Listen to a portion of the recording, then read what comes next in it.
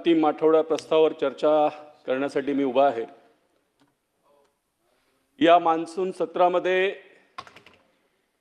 विरोधी पक्षाची अवस्था लाचारी दिसत होती। यांचा प्रस्ताव मुद्दाहीन आहे, यांच्या आपसात विरोधाभास आहे। कोण पहिलं बोलणार, कोण दुसरं बोलणार याच्यामध्ये सुद्धा तालमेल नाही। पायऱ्यांवरती आंदोलन करताना सुद्धा हे एकत्रित येत नाही आणि म्हणून यांची अवस्था जर सांगायची असेल प्रस्ताव बोला तो एक कविता बोलकर मैं मेरी बात की शुरुआत करता हूं।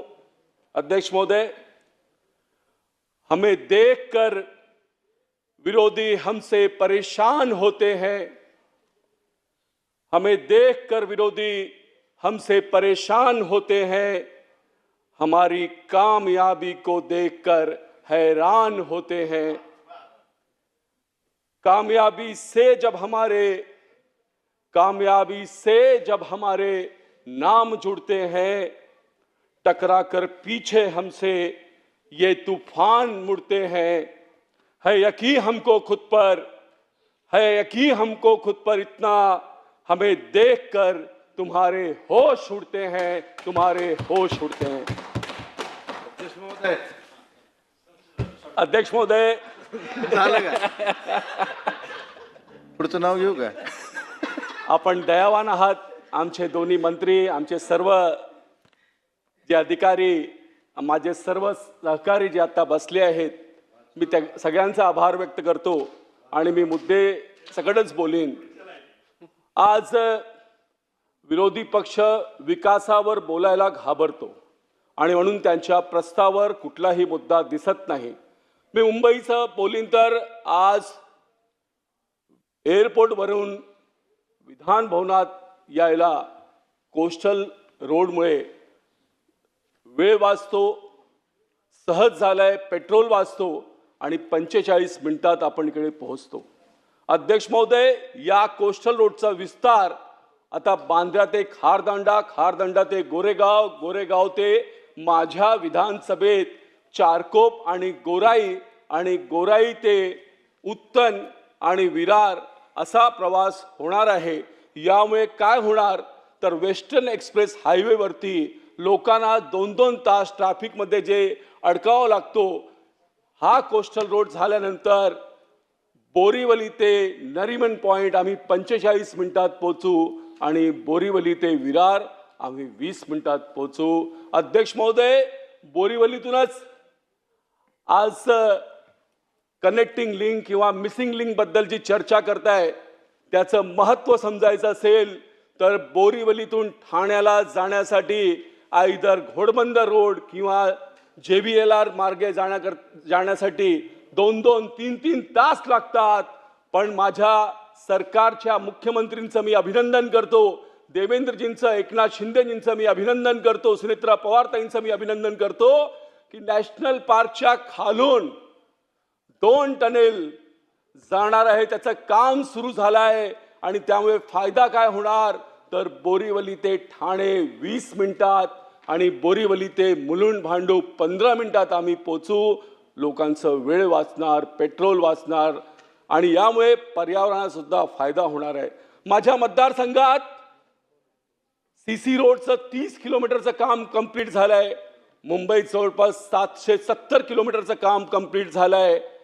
चर्चा तर होते मान्सूनची, पण याच्या आधी मान्सूनची चर्चा व्हायची तर मुंबईच्या खड्ड्यांची चर्चा व्हायची। अध्यक्ष महोदय, कुठल्याही पक्षाच्या नेत्याने मुंबईतल्या खड्ड्याबद्दल सांगितलं नाही, कारण आम्ही सगळे रोड CC रोड बनवले आहेत, म्हणून पुढच्या 20 वर्षापर्यंत मुंबईचे रस्ते हे खड्डे मुक्त असणार आहे आणि सगळ्यांना ट्रॅफिकचा फायदा होणार आहे। माझ्या मतदारसंघात MTNL आणि BSNLची जागा आहे। आमचे मुख्यमंत्री देवेंद्र फडणवीस साहेबांनी 28 एकरमध्ये अफोर्डेबल हाऊसिंग प्रोजेक्ट डिक्लेअर केला आहे। चारकोप आहे, गोराई आहे, ओल्ड MHB आहे, CND अंतर्गत तिथे विकास होणार आहे। स्थानिक लोकांना जास्त जागा भेटेल आणि नवीन लोकांना स्वस्त दरात तिकडे राहता येईल अशी सुविधा उपलब्ध होईल. अध्यक्ष महोदय, नवीन लोक आल्यामुळे सर्वात जास्त लोक आज कुठे येत असतील तर उत्तर मुंबईत येतात, त्यात बोरिवली कांदिवलीमध्ये येत आहेत. एवढी संख्या वाढल्यानंतर अध्यक्ष महोदय 5च मिनिटं माझे झाले आणि आता संपणारच आहे. माझ्यानंतर फक्त एक महोदय बोलणार आहेत, तर थोडं तुम्ही आता एवढं कॉपरेट केलं तर करा. आणि जनसंख्या वाढल्यामुळे पाण्याचं नियोजन ठीक करण्याची आवश्यकता आहे, कारण आत्ता सुद्धा पाण्याची कमतरता आहे.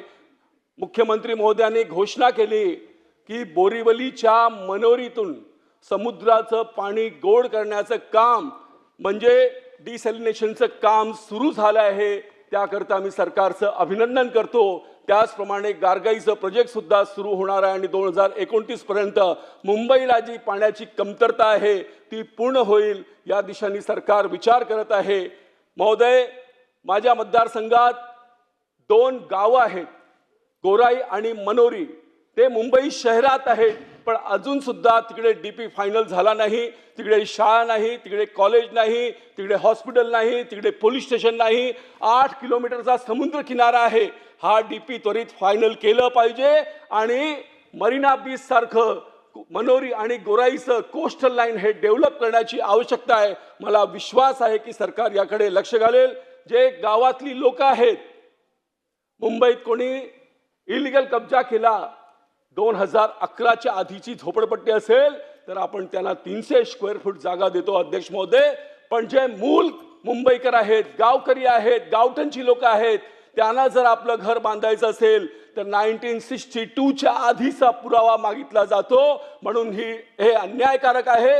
ही डेटम लाईन वाढवली पाहिजे आणि त्यांना सुद्धा 2011 पर्यंत संरक्षण दिलं पाहिजे अशी मी सरकारकडे मागणी करतो. माझ्या मतदारसंघात 32 तलाव आहेत आणि सरकारच्या अमृत सरोवर योजनेअंतर्गत यांचा विकास करणे, हे जे नॅचरल जलस्रोत आहेत त्यांचा विकास करणे गरजेचे आहे. मला विश्वास आहे सरकार याकडे लक्ष घालेल.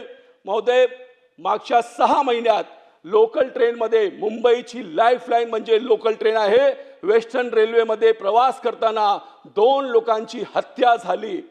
हे दुर्दैवी आहे, दुर्भाग्यपूर्ण आहे आणि म्हणून हे जर थांबवायचं असेल तर मुंबईच्या सर्व लोकलला AC करण्याची आवश्यकता आहे. दरवाजे बंद झाले तर असे भांडण होणार नाही आणि म्हणून हे जे काम आहे ते जलद गतीने झालं पाहिजे अशी माझी विनंती आहे. मेट्रोच्या तर्जवरती लोकल ट्रेनच्या प्रवाशांची बॅगची सुद्धा चेकअप करणे गरजेचे आहे, ज्यामुळे असे प्रकार याच्या पुढे होणार नाही. महोदय, आम्ही नवी मुंबईत तर एअरपोर्ट बांधलाय, आता पालघरमध्ये 3रा एअरपोर्ट सुद्धा बांधणार आहोत. हे आमच्या विरोधी पक्षाच्या लोकांना दिसत नाही. अध्यक्ष महोदय, सुप्रीम कोर्टने सांगितलंय right to walk on footpath is a fundamental right. आणि असं असताना सुद्धा मुंबईचे सर्व रेल्वे स्टेशनच्या बाहेर अनधिकृत हॉकर्सचा कब्जा आहे. सुप्रीम कोर्टचा निर्देश आहे, हायकोर्टचा निर्देश आहे की रेल्वे स्टेशन पासून 150 मीटर पर्यंत एन्क्रोचमेंट फ्री असलं पाहिजे. आता आपण QR कोड देतोय. शासनाने त्वरित रेल्वे स्टेशन ते 150 मीटर हॉस्पिटल, देवालय, प्लेग्राऊंड हे अतिक्रमण मुक्त केलं पाहिजे, ज्यामुळे फुटपाथवरती लोकांना चालायला जागा भेटेल. अध्यक्ष महोदय, ड्रग्स, दारू, गुटखा ज्याप्रमाणे ओपनली अवेलेबल आहे त्याच्यावरती सक्ती गरजेचे आहे. मँग्रोव्ज, माझ्याकडे मँग्रोव्जची विपुलता आहे, पण अनेक माफिया मँग्रोव्जची कत्ल करून तिकडे एन्क्रोचमेंट करत आहेत आणि वारंवार बोलून सुद्धा त्यांच्यावर कारवाई होत नाही. या माफियांवरती, भूमाफियांवरती कारवाई करणे गरजेचे आहे.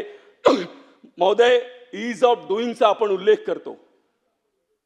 हे जे रजिस्ट्रेशन ऑफिस आहे, जिथे आपण आपल्या प्रॉपर्टीचं रजिस्ट्रेशन करतो, जिथे लाखो करोडो रुपये आपण सरकारला देतो, त्या ऑफिसमध्ये दुर्दशा आहे. तिकडे टॉयलेटची व्यवस्था नाही आहे. हे ऑफिस ॲडव्हान्स केलं पाहिजे, मॉडर्न केले पाहिजे. तिकडे लोकांना मूलभूत सुविधा भेटली पाहिजे आणि रजिस्ट्रेशन झाल्यानंतर ज्या बाकीच्या डॉक्युमेंट्स आहेत, मग आधार कार्ड असेल, लाईटचं बिल असेल, पाण्याचं बिल असेल, मेंटेनन्स बिल असेल, 1 महिन्याच्या आत रजिस्ट्रेशन झाल्यानंतर ऑटोमॅटिक त्याच्यावरती माणसाचं नाव ट्रान्सफर झालं पाहिजे.